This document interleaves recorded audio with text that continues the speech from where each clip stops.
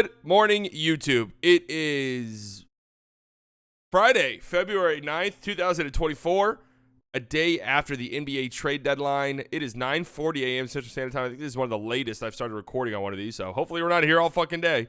We are going to be grading each and every team following the NBA trade deadline. If you're checking this out on YouTube, you can watch this live on playback.tv/slightlybiased. If you're watching this on playback.tv/slightlybiased, you can check this out on the Slightly Biased Clips channel the moment this stream comes to a conclusion.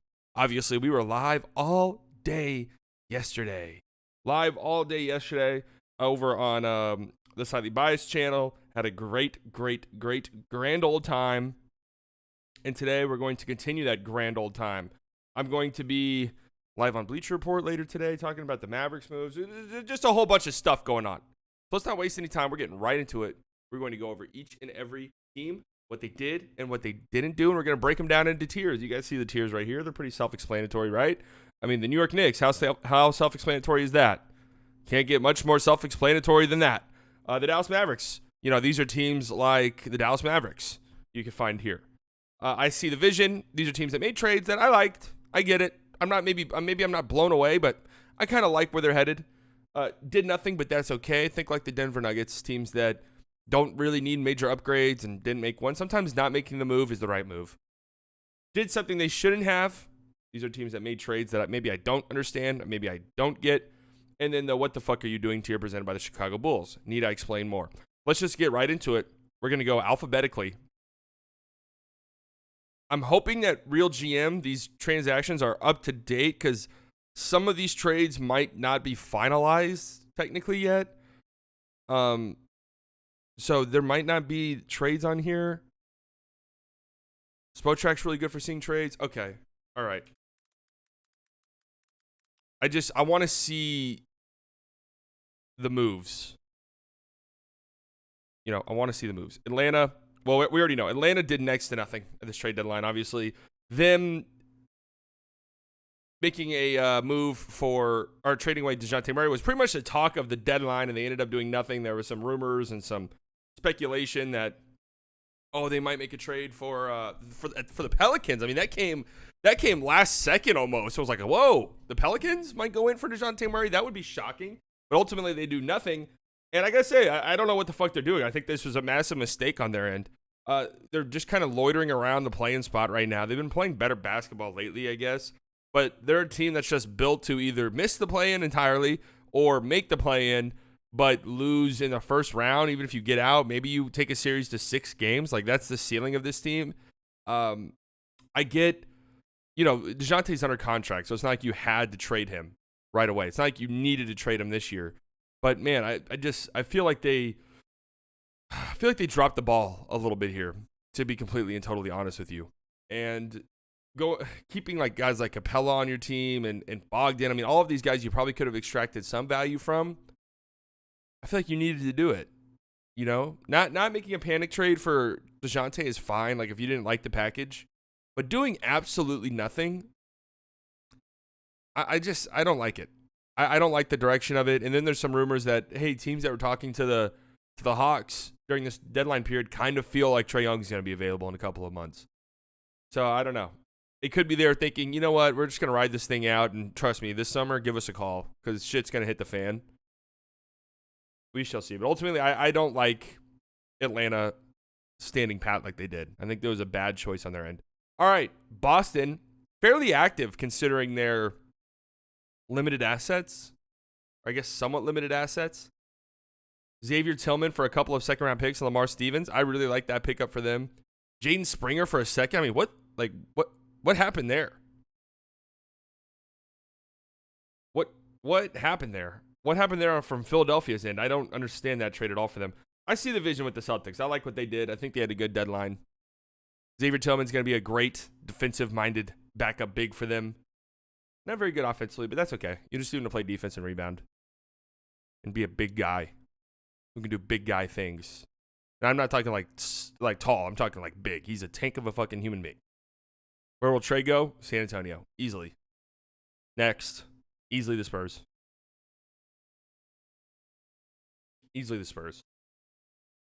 So I see the vision with what Boston has going on. And I like just picking up Jaden Springer on the low. I mean, I really don't get Philadelphia's thought process there, to be honest with you. Jaden Springer's had some nice moments, I thought, so far this season. I mean, limited, and he's kind of limited as a player, more of a defensive-minded guard at this point. But I don't know. For them, like for a second-round pick, I feel like that's a pretty solid get for the Celtics. So good on them. All right, now we get to the Brooklyn Nets. The Brooklyn Nets. Okay. They made trades. They really didn't do much. I mean, they traded away Royce O'Neal. And in return, got Keita Bates-Diop, Jordan Goodwin, and 3 second-round picks for Royce O'Neal, which is not a terrible return. I don't think that's bad. I think that's totally and completely fine. Then they traded Spencer Dinwiddie for Dennis Schroeder and Thaddeus Young. Honestly, I can't quite say I hate what they did. To be completely and totally honest with you. Schroeder, I think, is actually going to help them. And he's under contract next year. So they're going to try to be competitive. They're not trying to tear down and tank. Which maybe they should. Maybe they shouldn't. I don't know. But I kind of actually like that pickup for Brooklyn. And then 3 seconds for Royce O'Neal. That's fair. I think that's about his value. I think you did a good job there. You're not bringing him back. Was there a trade there for Dorian Finney-Smith you could have gone after? Maybe. But again, he's under contract next year. It's not like you have to trade him this second. You know what I mean? You can be patient on that front. Claxton, not like you have to trade him this second. Right? No, Claxton's a free agent, isn't he? What's Claxton's? Didn't he pick up the option or something? He had some weird contract thing going on. I'm trying to remember. Is Claxton a free agent? Claxton is a free agent. Okay, well, that's kind of interesting. He's an unrestricted free agent. Okay. They do have his bird rights, but, maybe there just wasn't a market for him. The Mikal stuff is where maybe I could see you knocking them down because I don't know. I just don't know what they want to do. I think that they see an opportunity for them to go after a big name player in the offseason. They do have a decent amount of assets. Like a lot of those Suns picks are really interesting and intriguing. But, man, if the Rockets are knocking on your door and they are legitimately offering what it was reported they were offering for Mikal Bridges, I think you have to do that. I think you just have to rip the Band-Aid off and say, you know what, we are going to tank. Like, we're going to rebuild. We're done going star hunting. We're just going to try and build a solid young core that we have for the foreseeable future. And then, hey, if a guy wants to come here and play here, great. We'll have a great young core to surround him with. But I don't know. Could have traded Cam Johnson, but didn't. Okay. Got off of Spencer Dinwiddie. Dennis Schroeder, I see. The more I look at it, at the time, you're like, wait, what are the Nets doing? But a day later, I could say they did pretty good. Charlotte, I actually think did really well, to be honest with you. I think Charlotte did really well at this deadline. I put them in I see the vision. I like it. Traded away P.J. Washington to the Mavericks. Obviously. Oh, wow. Claxton and Memphis? Holy shit. I didn't even think about that. That would be something. They get Grant Williams, who can play for them, who they could trade later. Maybe they could. Grant Williams on this Hornets team. I can't picture it. It's just such a massive contrast between Grant Williams and what else the Hornets got going on from a culture perspective. Like, it's hilarious to me. But they did get a first-round pick, a 2027 first-round pick from the Mavericks, which I think was one of the more valuable first-round picks probably being dangled around at this trade deadline period. So they get that. Seth Curry also, I don't even know if he's going to play there. He might get bought out. Who knows?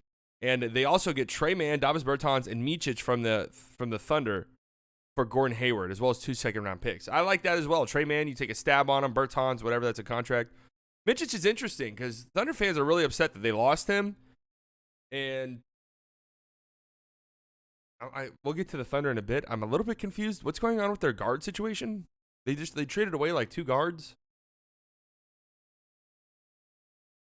but I actually like what they did. I think they got pretty good value with what they gave up. Or I guess Miles Bridges decided he wasn't going to get traded. That was kind of out of their control. He could veto any trade. You can bring him back in the offseason, whatever the case may be. You have his bird rights. So they choose not to trade him. And who else on that team was even mentioned in trades, really? That's pretty much it. Nick Richards, but I really, really doubt. I'm telling you guys, after watching a lot of Hornets games to prepare for PJ Washington, I really, really doubt. I really, really, really doubt that Nick Richards had that big of a market. So I think the Hornets did pretty well. All things considered. All right, now we get to the Chicago Bulls. Obviously, there's no explanation needed. The Bulls are perennial losers. At the trade deadline, they haven't made a trade for a player since 2021, in which they got Derrick Jones Jr. and a first-round pick in a sign-in trade for Lauri Markkanen. 2021, 3 years ago. You know how crazy that is? Like 3 years in NBA time is already a long time, but you know how crazy it is to go 3 years as an NBA team and not make a trade? Like, do you know how nuts that is? To go 3 full calendar years and not make a trade for a player in a league that is built around player movement. Yeah, colossal fuck up for them. I mean, it's just they're comfortable and cool being a 9th or 8th seed. And hey, we're in the play-in. We won the play-in tournament. Great. All right. Our absolute ceiling is going maybe 6 games in a round 1 series. Like maybe we steal 2. Maybe we steal 2 games to get to top seed. That's kind of like fucking around. And that's really it. Yeah, and you had the reports that their ownership. No, I thought it was their GMs. Their management was ready to rebuild, and the ownership said no. Or is it the other way around? Okay, yeah. GM said no, he didn't want to rebuild. Wow. That's a little bit surprising too from a general manager's point of view, because if the team's going to you and saying, "Hey, we're ready to rebuild and we want you to we want you to be in charge of the rebuild," that typically means the team saying, "Hey, go ahead and rebuild, tear down your roster, your job is safe for a little bit longer." I mean, Jesus Christ. Me no get it.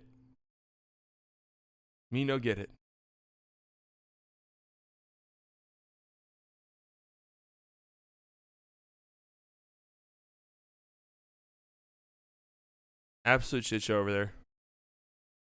Absolute shit show. I mean, you don't trade Caruso. Okay, Caruso's going into the last year of his deal next year.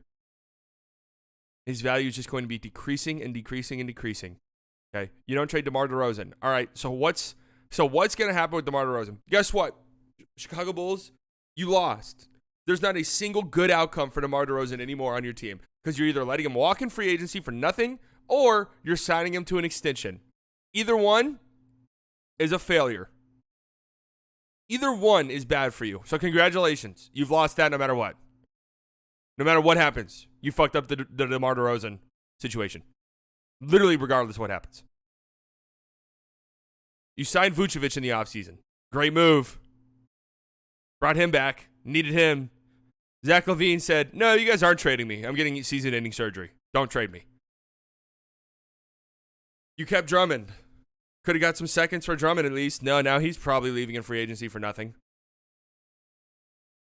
Just a complete and total fuck up, man. It's sad for the fans. Now we get to Cleveland, who was very quiet at the deadline. In fact, they did nothing. Probably could have used this upgrade at the forward spot. Maybe a wing that you're a little bit more confident in come playoff time. But they're also the hottest team in the league currently. And what do you think the best possible deal the Bulls ever got for DeRozan was? I have no idea. Probably not a lot. Probably not a lot. But they fucked up not trading him years ago. That's the mistake. I think the Cavs are the first team we're going to put in the did nothing but that's okay tier. The hottest team in the league. Don't really have a lot of tradable assets. You know, we're talking like Isaac Okoro in some seconds, Dean Wade in some seconds. Like, that's what we were really looking at for the stuff that they could trade. And couldn't find a deal out there, and that's completely fine. That's completely fine. Yeah, everybody's healthy and back. They've been the hottest team in the league over the last month plus or so.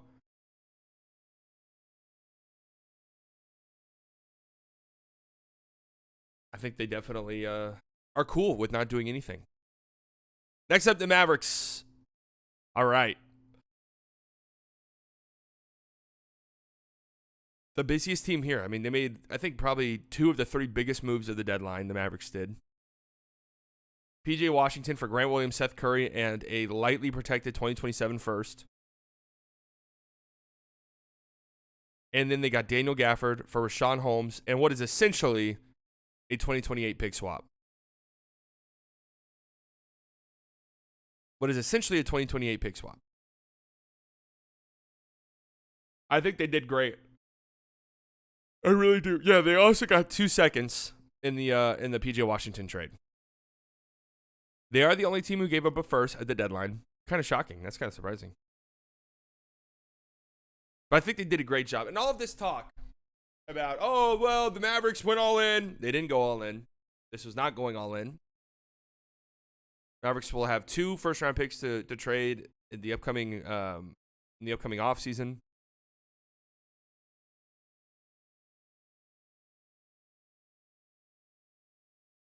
Did not go all in.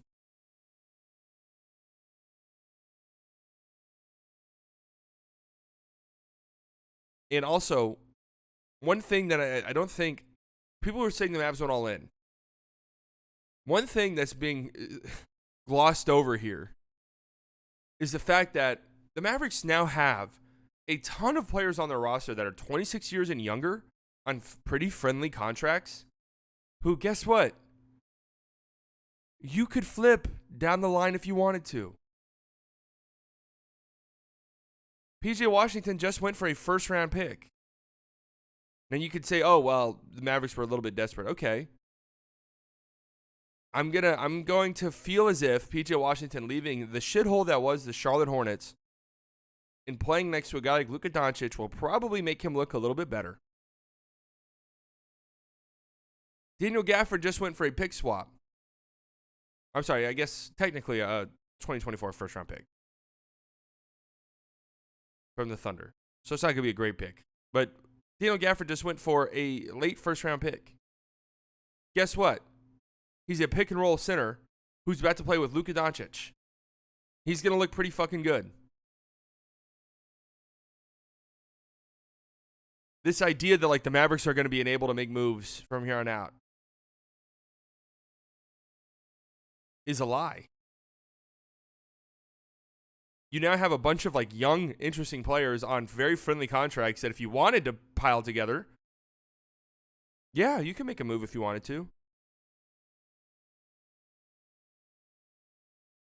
Why not?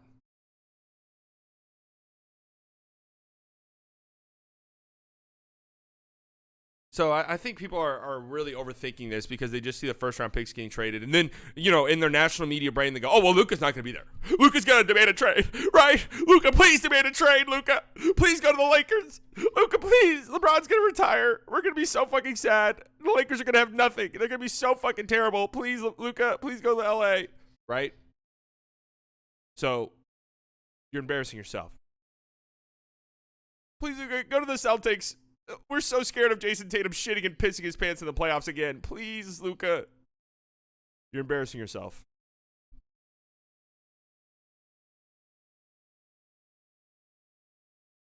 LeBron on the vet minimum. And again, I've been warning about this for a while now. We're reaching a point. There's like 4 teams that have every pick. You're going to get outbid.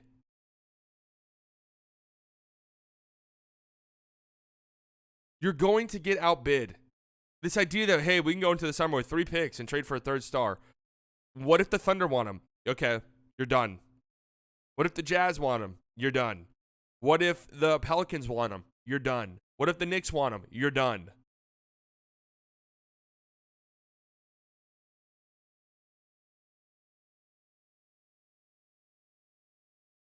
So this idea that like the Mavericks were going to go all in, they already went all in. There was a terrible Ringer article that said, "Oh my God, it made my blood boil." Just this little snippet from it made me so angry. Just like how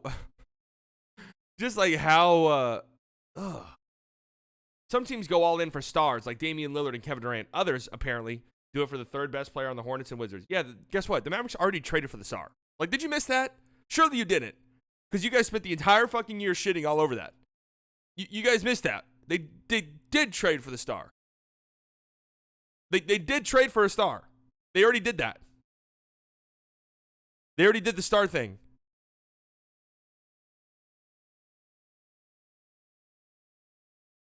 Yeah, genuinely sassy. Like, hey guys, they made the star trade. Did you know that? They already did that. They already traded for the Damian Lillard and the Kevin Durant. They already did it. They're now trying to build their team. And guess what? The Bucks, they stink. The Bucks are not winning a ring this year. And now what?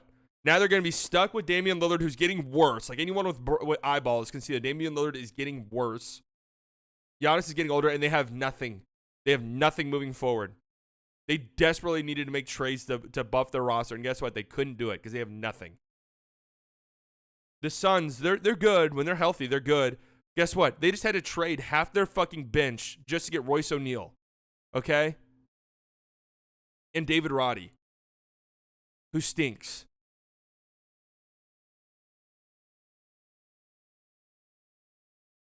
They're one injury away from being bad.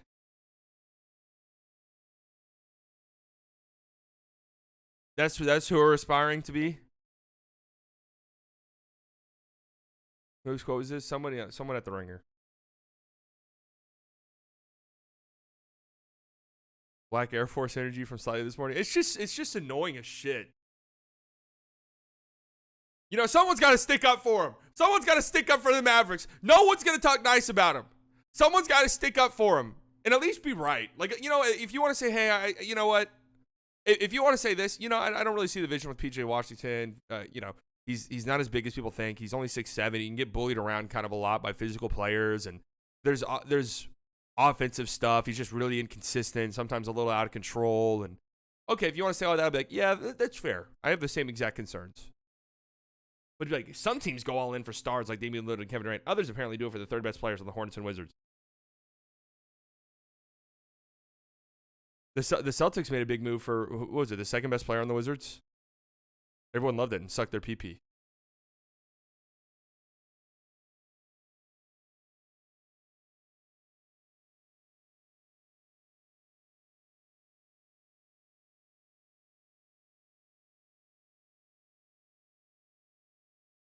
Secret hate Kyrie agenda. There's nothing secret about it. Yeah, it's not so secret. It's pretty out in the open. So anyways, I thought the Mavericks had a great deadline. I mean, I think that they've made great moves over the last calendar year to upgrade their roster from where it was heading into the 2022-2023 season, where not only was it not very good and talented, not only was there not a second star on the team, but it was also old. I mean, let's look at the 2020. Okay, Dallas Mavericks 2022 opening night roster. Dallas Mavericks opening day roster. Okay, let's look at it. Let's look at their roster heading into last season. And let's sort by age. Youngest player on the team, Jaden Hardy. All right. You know, he gets some run for us every now and then. 21-year-old Josh Green. All right, Josh Green's blossomed into a real legit, honestly, really good rotation player for the Mavs. McKinley Wright, not on the team anymore. Luka Doncic, okay. Frank Ntilikina, not on the team anymore. Theo Pinson, not on the team anymore. Tyler Dorsey, not on the team anymore. There you go. That's it. That's all the 26 and under guys right there. Done. Only 3 of them on the team still. Christian Wood, off the team. Dorian Finney-Smith, off the team. Dinwiddie, off the team. Bertans, off the team. Maxi Kleber still here. Tim Hardaway Jr. still here. Dwight Powell still here, obviously. Campazzo.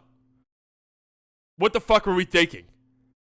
Reggie Bullock and JaVale McGee. I mean, look at this roster and look at where it is now. Look at where it is now.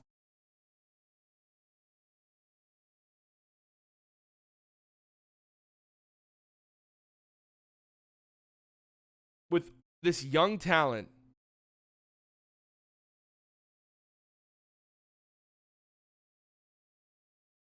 PJ Washington. He's 25. Omax, rookie. Obviously, haven't really got to see him much, but Derek Lively. 19 years old. Rookie. Incredible. Derek Jones is still even young. Jaden Hardy, obviously. Josh Green, obviously. Daniel Gafford is still young. Dante Exum is relatively young-ish. The Mavs got 2 guys under 26 years old and didn't have to give up any of the young guys they had. PJ, Daniel Gafford, Luka, Josh Green, Jaden Hardy, Omax, Derek Lively. I mean, that's a pretty damn good job. I don't know why that gets left out. Like that. Why does that not get talked about? I get it. It's because you have Luka and Kyrie, so you think every move has to be, we're trying to win a championship right this second. Why couldn't we talk about like, hey, you know what? The Mavericks, who were not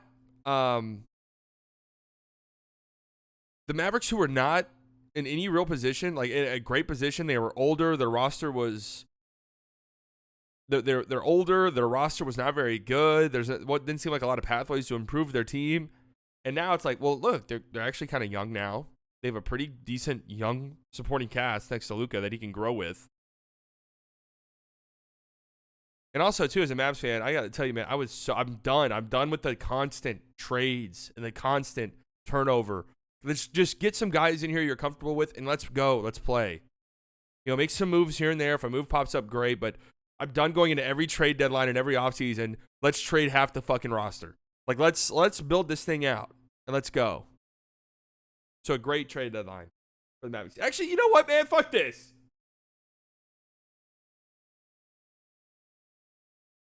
A great trade deadline for the Mavericks.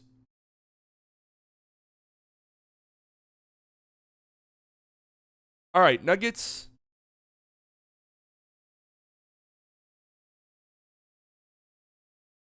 Didn't make a move. That's perfectly fine. They didn't need to make a move. Do I need to talk about them at all?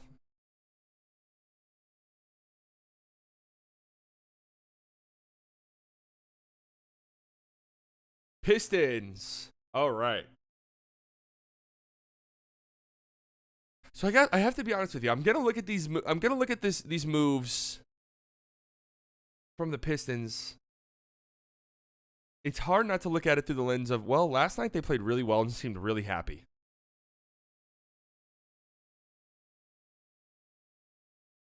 Does the OG move count as this trade deadline? Oh, good point. Yeah, we'll count it. We'll count it as in the trade season.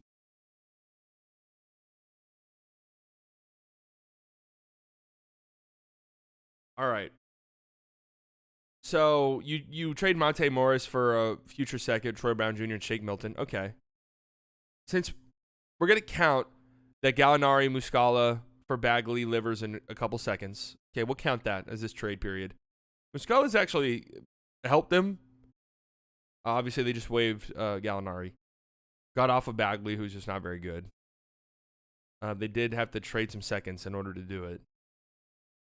I don't love that trade really for them.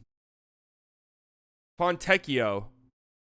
So they acquire Fontecchio from the Jazz for a second-round pick, Kevin Knox, and the draft rights to Gabriel Procida. I actually love this deal. This was great. This was a great move for the Pistons. I like Fontecchio. I like that move to just get a solid guy in the building who can play well and shoot the 3-ball well and can defend. And could be a Bojan replacement pretty much for you. You get Daniel House for a second, and then you release Daniel House. All right, just accumulate assets. This one right here, Alec Burks and Bojan to the Pistons for Quentin Grimes, Malachi Flynn, Ryan Arcidiacono, Evan Fournier in 2 seconds.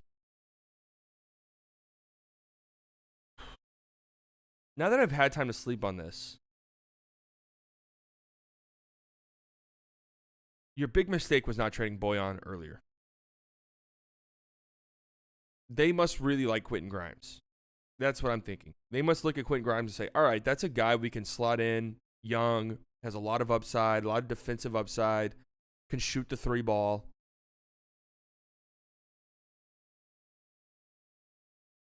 Arcidiacono.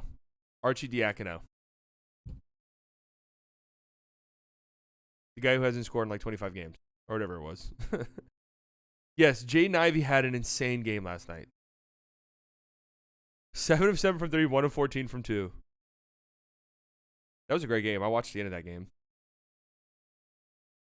Really nice win for the Pistons. Jalen Duren had some moments in that game where I'm just like, holy shit, that guy's going to be a problem.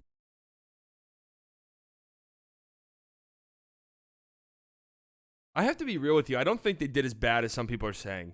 I mean, I'm just being honest.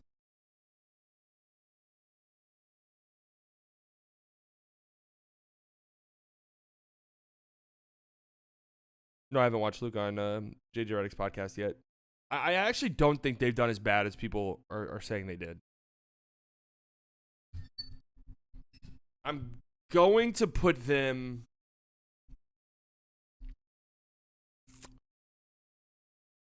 and I see the vision. And let me sort of explain myself. I like some of the asset accumulation they did. You know, like there's some smart GMing here. Like, all right, Sixers, we'll take Daniel House off your hands and for a second round pick in the upcoming draft.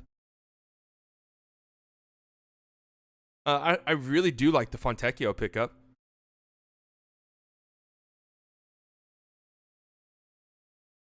The Bojan trade definitely was shocking. Man, I don't know actually.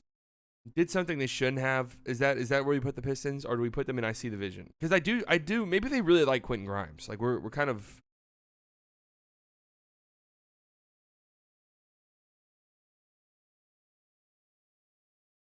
We're kind of overlooking that.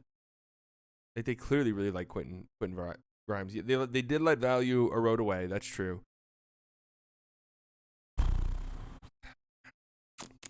I'll just keep him here for now, and then we can move if needed. We can move if needed. Golden State Warriors. Warriors basically did nothing. They only traded away Corey Joseph for a second-round pick.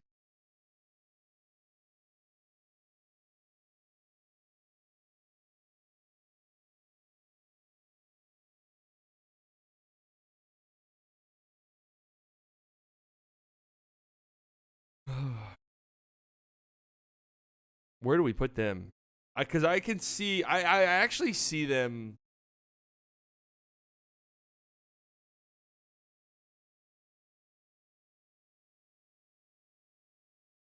I see where they're coming from. They don't want to blow this thing up. They have been playing better lately.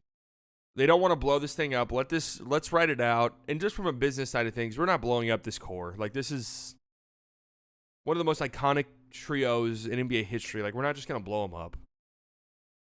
Okay, maybe you say, you know what? It's better if we just wait and see and hope and pray that Wiggins figures it out rather than trade him for scraps. Another tier? We don't need another tier.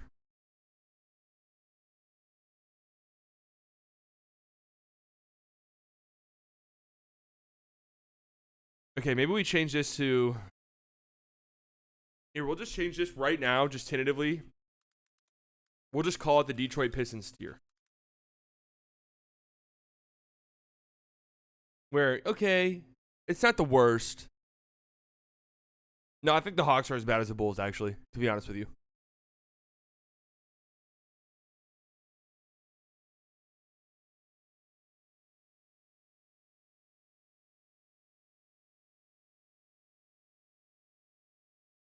What do we do with the Warriors, man? Do I think this team's good enough to win? No. They could have traded Chris Paul's expiring contract and maybe a first and gotten something, but maybe they didn't like what was out there.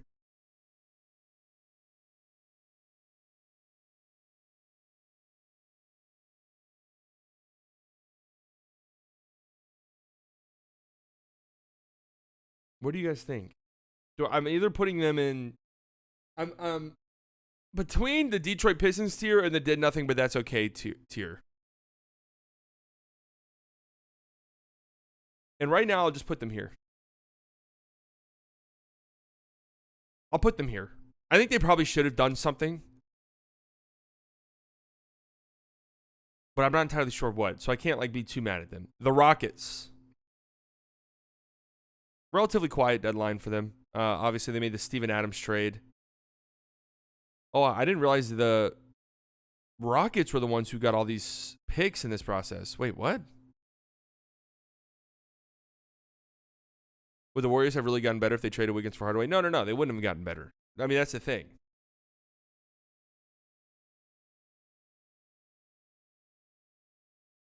I kind of like the Steven Adams pickup, though. I'm going to go with I see the vision. I actually like what they did.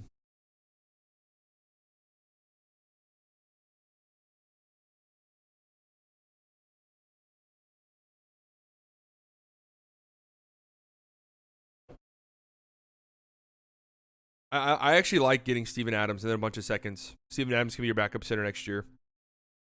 I think that's smart front officing. So I think they did good.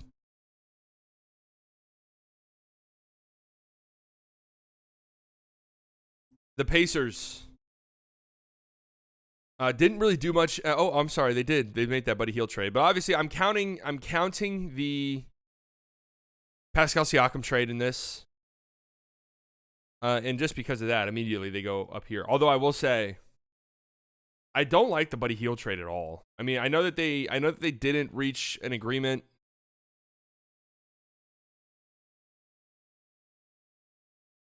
For a contract extension. But man, you couldn't have just kept him. You got 3 seconds. Like you're trying to make a playoff push. You did replace his shooting with Doug McDermott. And you got Korkmaz, who honestly, Korkmaz can give you some minutes. But obviously, they made that big move for Siakam. I think they did a great job.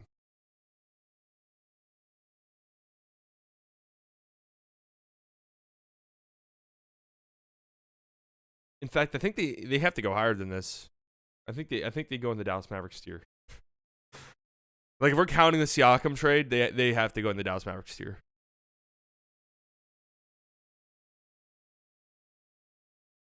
At least. Clippers. Okay,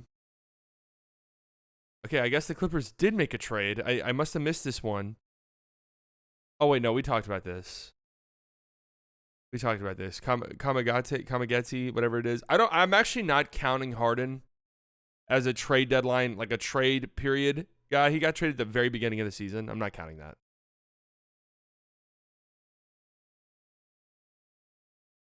I'll have the cutoff be OG.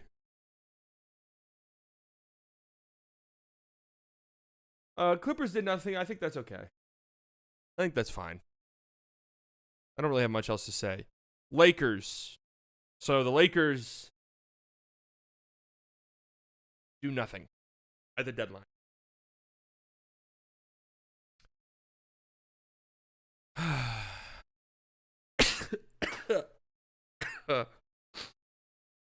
Did they trick themselves? Did they trick themselves?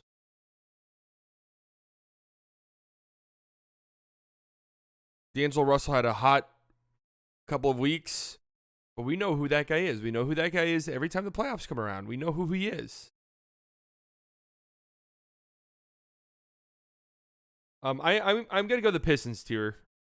This team's not good enough to win, and when you have maybe the greatest player of all time on your roster, getting older, but greatest player of all time on your roster, and you find yourself where you're like, oh, well, we're probably not going to have enough to win at the highest level. That's unfortunate. The Los Angeles Lakers are now 0-6 when missing D'Angelo Russell. That's actually hilarious. But also at the same time, you do save assets. You don't. Yeah, true. Getting older, 40 years old. Did the Pacers buy out Korkmaz? Okay, my bad. I must have missed that. Did he really get waived? Am I like crazy for thinking Korkmaz? He is getting waived. Am I crazy for thinking Korkmaz could give some like minutes somewhere? Man, he doesn't play very much. No, not playoff minutes. Not playoff minutes. I'm saying like just minutes in general. He doesn't play much. But every time I see a Sixers game and he has to play, I'm like, oh, Korkmaz isn't horrible.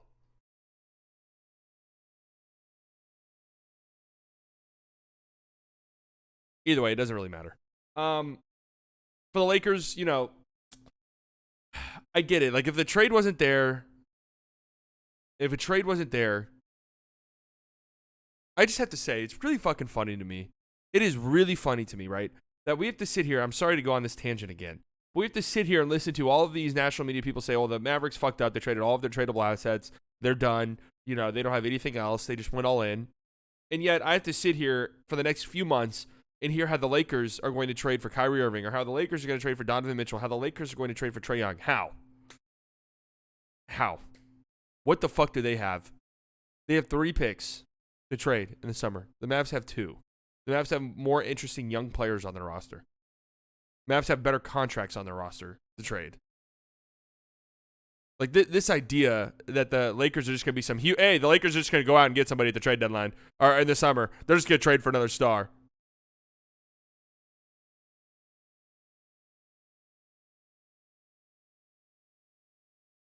Incredibly stupid. Lakers are in the Detroit Pistons tier.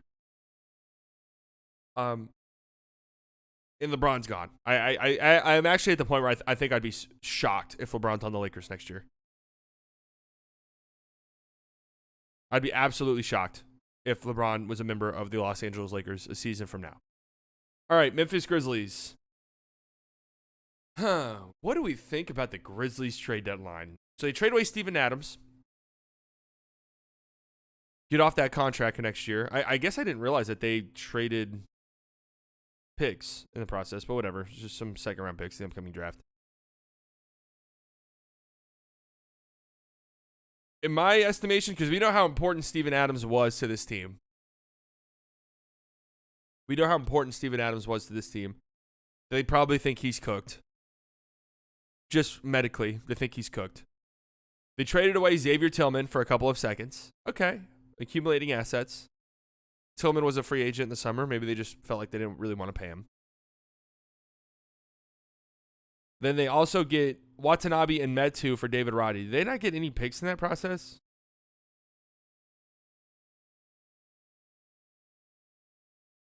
But in this process, they're able to, sign G.G. Jackson. I actually am going to put them and I see the vision. I see what they're doing.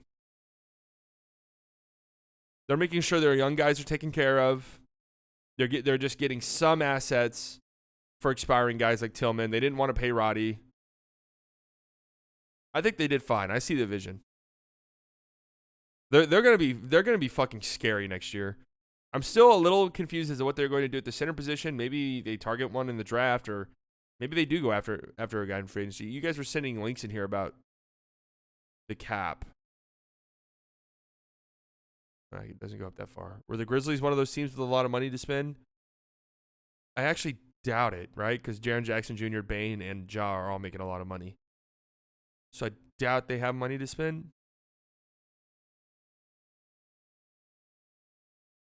Okay, here it is. Yeah, Memphis isn't on here. Wow, Detroit will have $61 million. Orlando's going to have $45 million. Ooh.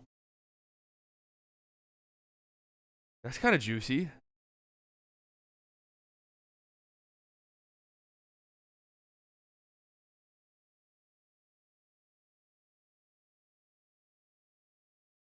Who's Detroit going to sign though? I mean, it could be it could be like a Fred VanVleet situation.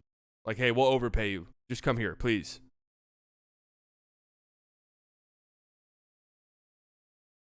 Miami. Ooh. So what count Rozier? So the Rozier trade, they get Terry Rozier. They traded 2027 first and Kyle Lowry. They're starting to play better basketball lately. Jimmy Butler looks like he actually gives a shit again. So that's good. Didn't make a move at the deadline. Probably needed a forward, like a legit forward. Maybe they could have traded Caleb Martin, who most Heat fans think is going to walk in free agency. I'm putting them in IC Division. I mean, I like the Terry Rozier trade. Could they have done something for 4? Yeah, they could be active in the buyout market too. I think they're over the apron, so they can't really bring in anyone too good, but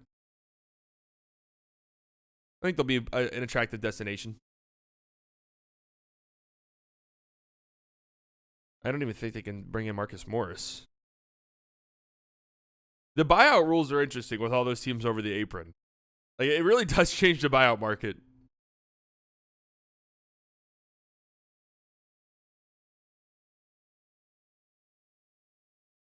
Milwaukee.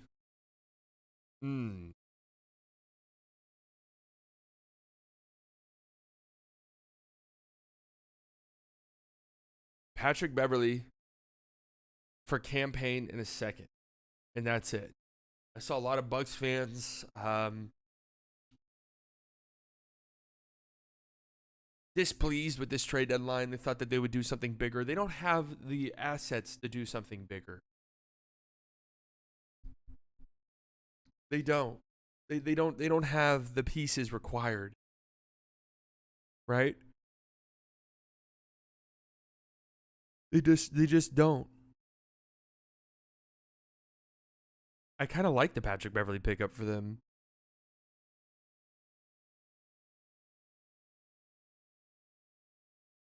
Like, I think that's fine. A pretty strong backup point guard who plays defense.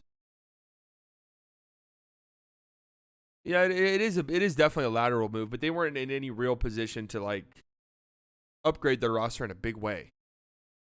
So you do marginally upgrade defensively, but that's like those tiny little margins when you're trying to win a finals, and you know those tiny little margins are really important. Who's guarding Tatum in the playoffs? Malik Beasley. I don't think a team in the East has a chance against the Celtics. So, I actually think the Knicks are better than the Bucks straight up.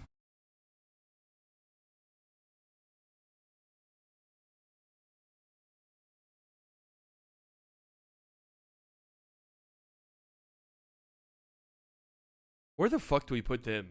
Where do we put them? Do I want to go with I See the Vision? Not really, because I was that tier to me is like, okay, good job. I think you did a good job. And I don't look at the Bucks like, oh yeah, good work. Did nothing, but they did do something.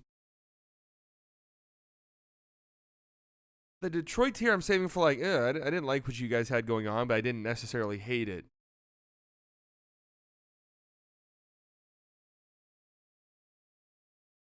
We'll come back to them. I'll come back to them. I'll let my thoughts sort of marinate. Minnesota. I like what they did. Just full stop. I'm gonna put them in IC Division. I like the Monte Morris pickup. Good job. That's it. They obviously did not have very many trade assets whatsoever. We knew they were going after a point guard. I called it. In hindsight, I did. Kyle Anderson. I let Minnesota Timberwolves fans, their hatred for Kyle Anderson get to me when I even said it in my video that the organization in Finch loves Kyle Anderson. So I really doubt that they would trade him. Maybe in an ideal world, you get like somebody who's under contract and somebody who has some more years left on their deal. But Monte Morris is a totally fine backup point guard. So, yeah, exactly. They needed a backup point guard. They got one. They got a pretty good one. So good job. Didn't give up really much of anything. Pelicans. only move they made this deadline was, or this trade period, was getting rid of Kira Lewis Jr.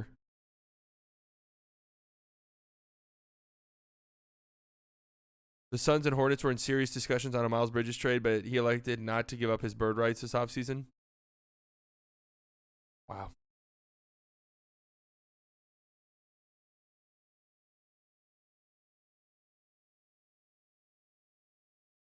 All right, so what do we go with the Pelicans? I'm either leaning did nothing, but that's okay, or Pistons tier. I'm kind of leaning did nothing, but that's okay. They've been playing pretty well. You know, their roster is talented.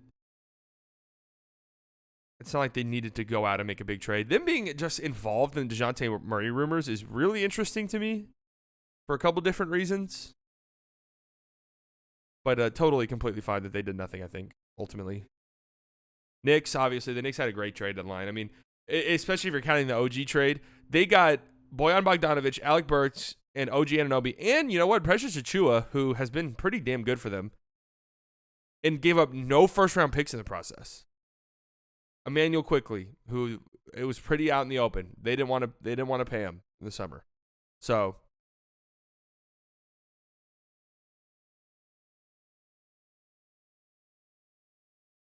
they didn't want to pay him in the summer. Boom, he's gone. RJ Barrett. A little bit of buyer's remorse. I mean, RJ Barrett was never going to live up to that contract. RJ Barrett was never going to be Star J. Definitely an upgrade to get OG. And then you get, again, Quentin Grimes, somebody who you're kind of openly saying, we don't really want to pay him. Someone come get him.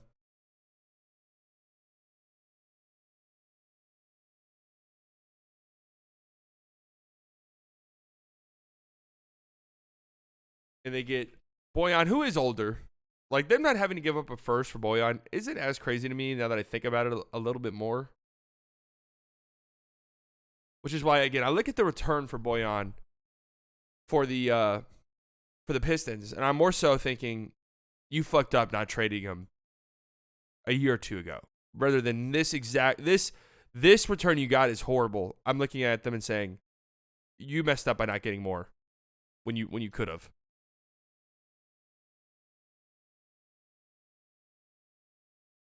But they had a great trade deadline. I mean, there's just no two ways around it. You brought in 4 legit guys for you, because Precious has been a legit guy for them. So you bring in OG, Bojan, Burks. I mean, they built a great roster. It's kind of fun. I don't know how I feel about the Knicks now. Like, they're obviously not in the same tier as the Celtics, but how far are they realistically? Genuinely, how far are they?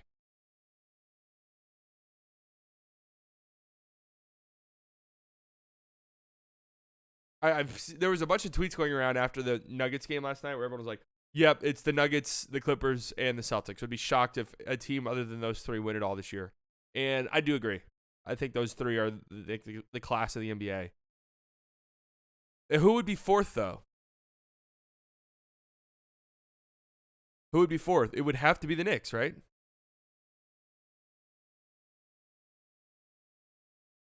Julius Randle is the scary one.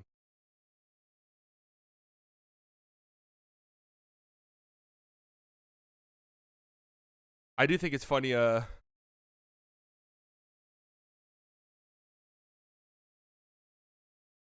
do think it's funny. I've seen people like, "Oh, the Bucks are going to be there," and I'm like, "Are they?" I don't think so. Off the bench, Tim Hardaway Jr., Derek Jones Jr., Gafford, Maxey, Spencer, Exum, Omax, Dwight, Hardy. This team wasn't even deep. This team making a conference finals is hilarious. Like, this wasn't even a very good bench mob.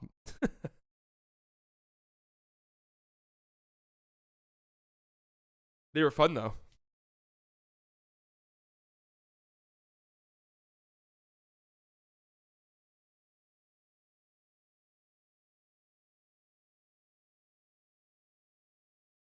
So, anyways, obviously a great trade deadline for the Knicks. OKC. Gordon Hayward, obviously, for Trey Mann, Bertans, Micic in 2 seconds. Now, I like what they did. I see the vision. I like it. I am a little bit confused. All right, Micic was kind of coming into his own lately, off the bench as a backup guard. Trey Mann, obviously didn't get a lot of playing time. What is the backup guard situation looking like for you?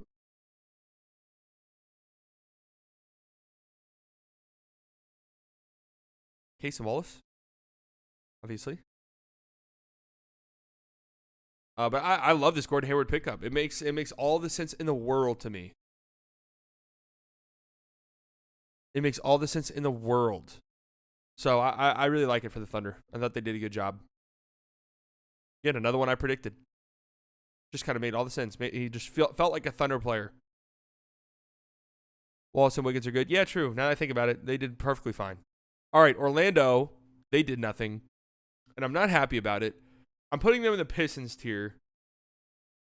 Not saying that they should have gone out and made some big splash or anything like that, but they could have easily did something similar to what the Thunder did. They have a bunch of picks, obviously, at their disposal. They have a bunch of expiring contracts, like Markelle Fultz, they have who's expiring. Gary Harris is expiring. I'd say do nothing, but that's okay. I think they should have done something, honestly. I think they should have at least tried to get a vet to come in here to help them out. They could have gone out and got some shooting. Why couldn't they have made a play for like Tyus Jones? Tyus Jones didn't even get traded.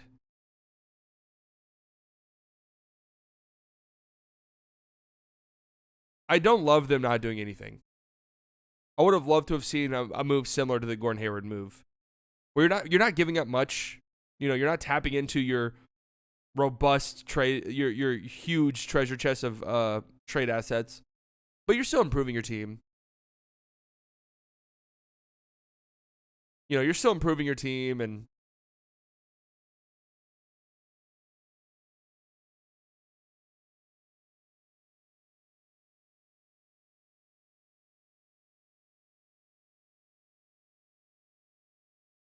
I like it.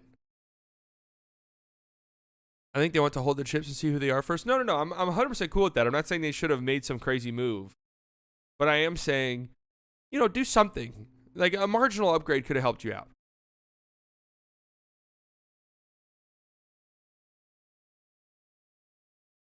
A marginal upgrade could have helped you out. Sixers. Interesting trade deadline for the Sixers. They made 4 moves, huh? Okay, we're not counting James Harden in this. They get Buddy Hield for scraps, pretty much. They trade away Daniel House. They trade away Patrick Beverley and Jaden Springer. So, can somebody explain those 2 maneuvers to me like I'm a toddler? The trading away Patrick Beverley signals to me, we're getting Kyle Lowry. Lowry's getting bought out. He's coming here. We already know that for an absolute fact.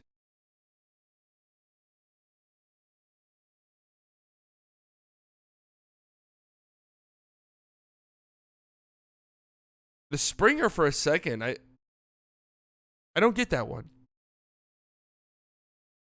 I don't know if I get that one. Getting off Daniel House, okay. I like Buddy Hield. I see the vision with them. I think they did fine. Whoops, not them. They did a good job. Yeah, he did play well against the Mavs a couple nights ago. But I like Buddy Hield to get some shooting. They can help you out now, but hopefully you bring him back if Embiid misses extended period of time. Who knows? Phoenix.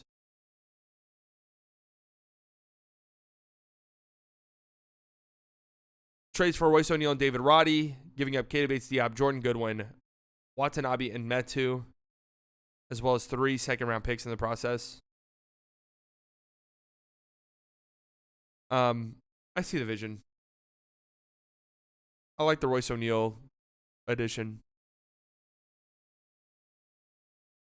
That's really all there is to say. It's a good pickup. He's better than anybody they traded. It's not like they traded really anything. And David Roddy gives him someone who's under contract moving forward and younger. I don't think David Roddy's very good, but again, it's just a body who's under contract and younger moving forward. So you don't have to worry about this constant Oh, well, our entire roster is bench guys again. Portland, did Portland even do anything? Okay, they got Banton for a second-round pick. That's it. Portland's either going in the what the fuck are you doing tier or the Detroit Pistons tier. I'm trying to figure out which one. I'm just gonna go the Detroit Pistons tier. How do you not trade it? These rebuilding teams? I just don't get it. How do you lead the deadline without getting like some type of pick or some type like there's no way you look at your roster and say we don't need to trade anyone. There's no way you look at your roster and think that we're good. We're gonna ride it out with this squad.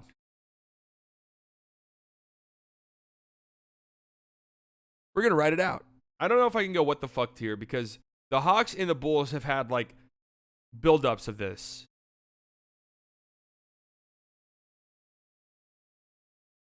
What moves do they have? I mean, you could have traded Brogdon.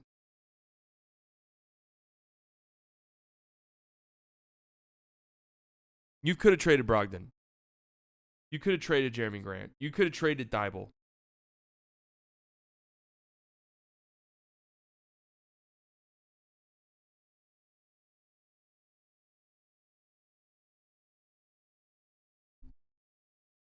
And you know what? Sometimes here's the other thing too. When we're talking about deadlines and stuff, and just where teams are at. Sure, it might not be the team's fault that hey the market was trash and we didn't like any of the offers, but it still doesn't change the fact that you didn't have a good trade deadline. You know, hey, there might have been some things outside of your control, but still didn't have a good trade deadline then. The Kings, the only thing they do is bring on Robin Lopez and waive him immediately. I'm actually teetering between putting them in what the fuck are you doing or the Pistons tier. I'm trying to figure out which one I think that they belong in. I hate them doing nothing. I hate them doing nothing.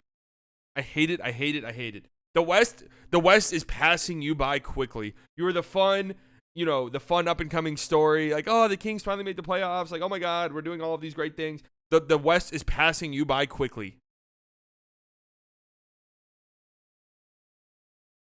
And now you're in the play-in spot. The Mavericks who are a game behind you have gotten better. Some of the teams behind you are surging. And you just kind of did nothing again. I mean, are they scared? They didn't do anything at the deadline last year, really, besides bringing Kessler Edwards.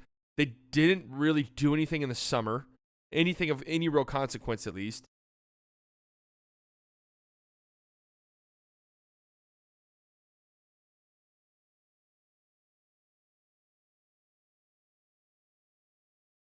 The Kings have slipped to 7th in the West their next 9 games. Nuggets, Thunder, Suns, Nuggets, Spurs, Clippers, Heat, Nuggets, Timberwolves. Holy shit! Oh my God! That is their schedule over the next 9 games? That has to be one of the craziest 9-game stretches I've ever seen.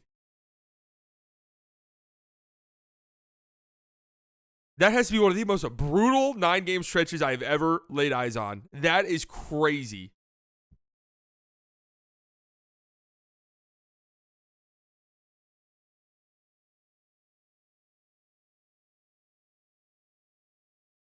I'm honestly going to go, what the fuck? I'm honestly going to go, what the fuck are you? I don't like them doing nothing at all. I really dislike it. All right, Spurs. Trade away Doug McDermott. They get a 2nd-round pick and Marcus Morris Sr. in the process. That's it.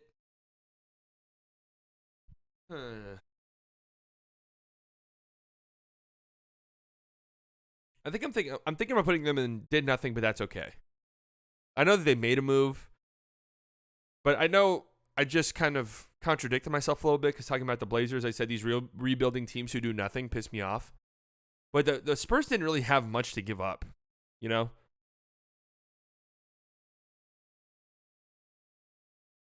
Did nothing, but that's okay.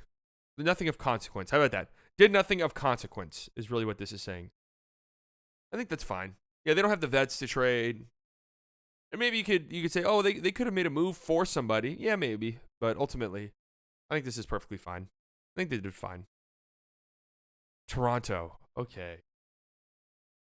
All right. Well, this is going to be a difficult one to sort of. This is going to be kind of a difficult one.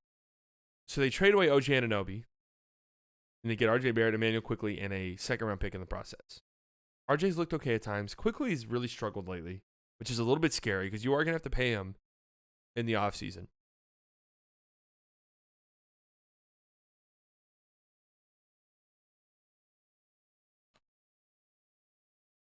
You trade Siakam for Bruce Brown Jr., who you hold on to, Jordan Nwora, Kira Lewis Jr., and 3 first-round picks. However,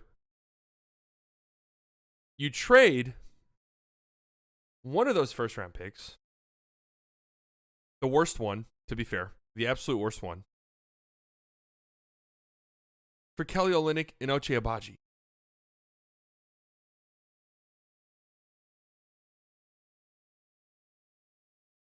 And then you trade Dennis Schroeder and Thaddeus Young for Spencer Dinwiddie, who then gets waived. That was a cost-saving move.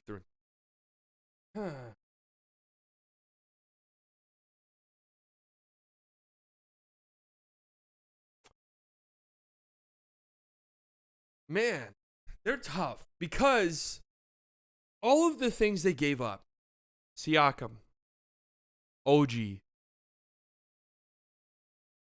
Schroeder, your returns were basically RJ Barrett, who's, a good player on probably a big contract that I don't know how desirable that contract is. Emmanuel Quickley, good, solid young player, but you're going to have to pay him in the summer. Bruce Brown, okay. You can pick up that team option. That's what they're going to do. I guarantee you now. They're going to pick up his team option. Bruce Brown makes out like a fucking bandit. Bruce Brown gets his team option for $20+ million picked up. His agent did a great job. Bruce Brown's like a through and through mid-level guy. And he just took advantage. Right place, right time. So Siakam, OG, and Dennis Schroeder, the 3 really good players you gave up. The 3 good solid players you gave up at least. And your returns are Kelly Olynyk, Agbaji, Bruce Brown Jr., 2 first-round picks, RJ Barrett, and Emmanuel Quickley.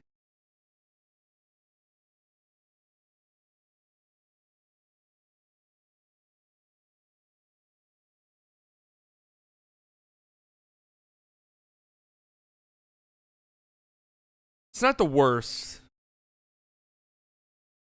I am.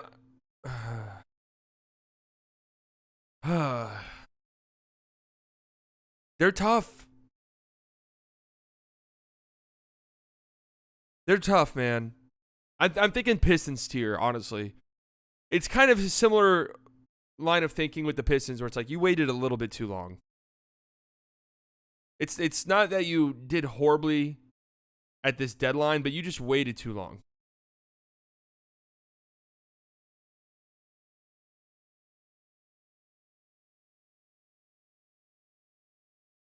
The Bojan piece. Utah had an interesting deadline. So Utah's like hanging around the Danny Ainge, man. He's ruthless. He's cutthroat. They're hanging around the play-in, and they just say, yeah, we're not buying, we're selling. They trade away Fontecchio for a second-round pick. They trade away Kelly Olynyk, who's actually pretty important for them. Agbaji, who probably didn't have a role on their team moving forward. For Kira Lewis Jr., Otto Porter Jr., and a first in this upcoming draft. So they do have a first in this upcoming draft. Do we see the vision with them? Opens up some minutes for Taylor Hendricks, potentially. Yeah. Are the Warriors on the same tier as Toronto? Golden State did nothing. This is more so like, think of this like, I hate what you did or didn't do. I didn't like what you did or didn't do. I don't mind you doing nothing. I kind of like what you did, and I really like what you did. Should we just fucking rename those? No, it's self-explanatory. Okay, so Jazz.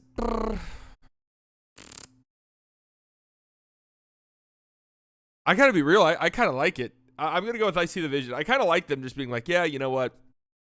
We don't really give a shit about the play-in tournament. We're getting assets.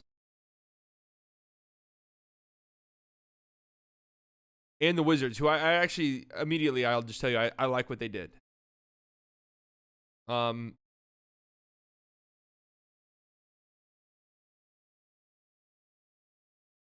Obviously, they got Marvin Bagley and a couple of second-round picks, whatever, for Muscala and Gallinari, some picks in the process. Okay, that's completely fine. And then a first-round pick in this upcoming draft. Granted, not going to be a very good one. It's going to be Oklahoma City's pick. Not going to be a very good pick in what's widely considered a not very good draft. But you just need young guys. You need players. You need assets. Absolutely nothing wrong with.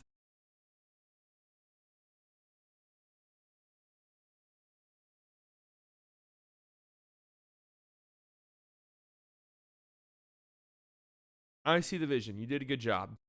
You did good. And then we go back to the Bucks, the Patrick Beverley trade.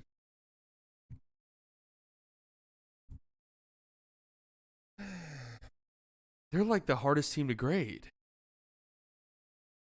No, I don't think they're in Bulls tier. They couldn't make trades. I don't think they did necessarily bad, but I can't like say that they did good.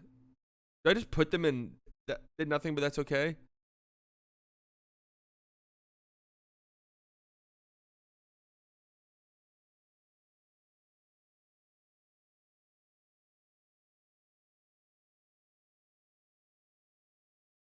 Here, I'm renaming this tier to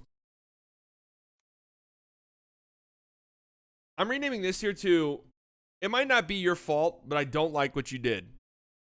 Does that make sense?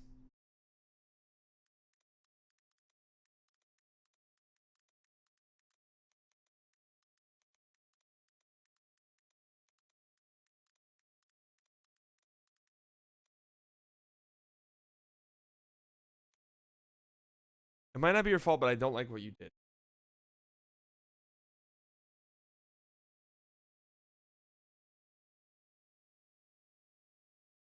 Does that make sense? Little long. Yeah, that doesn't roll off the fucking tongue at all.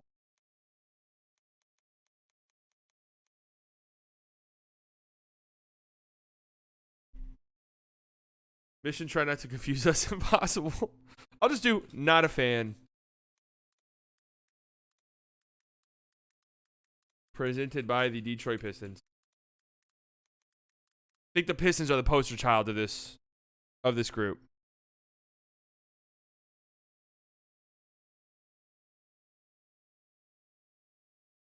And how about did nothing is a little strong. How about quiet? But that's okay. How about that? That's better.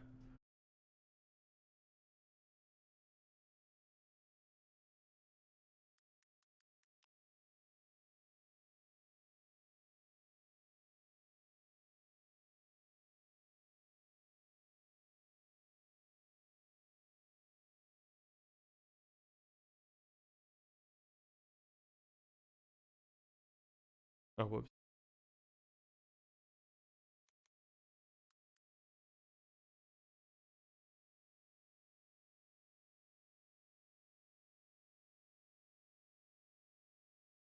Quiet, but that's okay.